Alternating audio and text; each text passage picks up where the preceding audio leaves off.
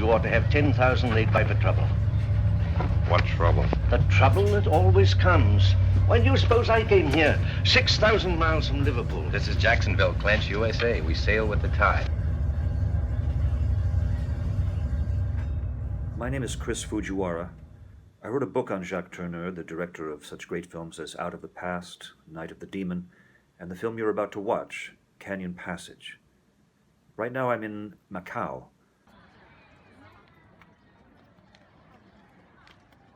There I am on the left in the gray coat. Jacques Tourneur was born in France in 1904. He was the son of a famous film director, Maurice Tourneur. Following in his father's footsteps, Jacques became a director. He achieved success in Hollywood as the director of 3 low-budget horror films produced by Val Lute and Cat People in 1942, I Walk with the Zombie and The Leopard Man in 1943. Canyon Passage was a more expensive, more prestigious production than those. It was also Tourneur's first film in color. Canyon Passage is a Western, technically, since it's set in the American West in the 19th century. It's also a mystery. It's kind of a philosophical fable. A man can choose his own gods, Cornelius. What are your gods? It's also a tragedy of human weakness. Heads. The film starts with the end of a voyage. It ends with the start of another voyage. In between, we're told a story of people who have made voyages to come to the place where the film is set.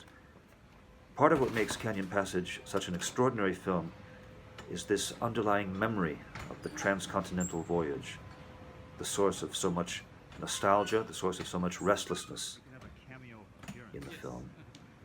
These feelings must have resonated very strongly, I think, with the American audience in 1946, many of whom had come back just recently from their own discoveries in Europe, in Asia. In Canyon Passage, Tourneur finds a theme that concerns him in all his films. In this film, it's stated like this: something deeper than reason determines the actions of people.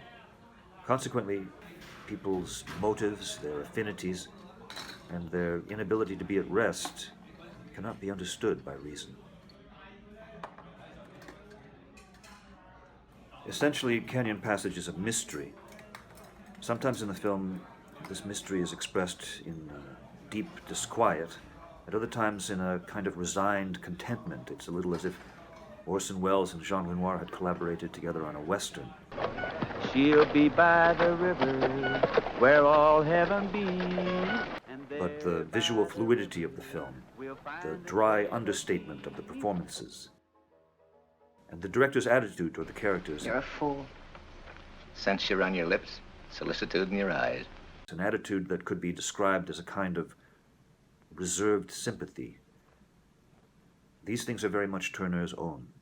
If we take filmmaking to be a form of writing, Canyon Passage is written in flow and movement, a constant interaction and interchange among moving elements. It's a dazzling glimpse at a world of which we see only the surface.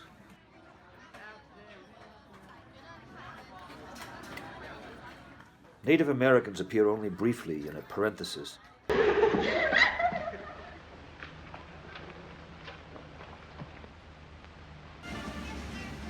Home is something that doesn't yet exist for the white settlers.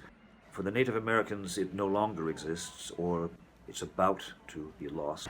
Hi. In Canyon Passage, there is everything: love, friendship, music, dreams, luck, chance, money, character, destiny, carácter e destino. They think the tide flows forever for them. But mark me, Logan, gold veins run out, crops fail, men starve, wars come. And businesses fail. Then we get a new deck and deal again.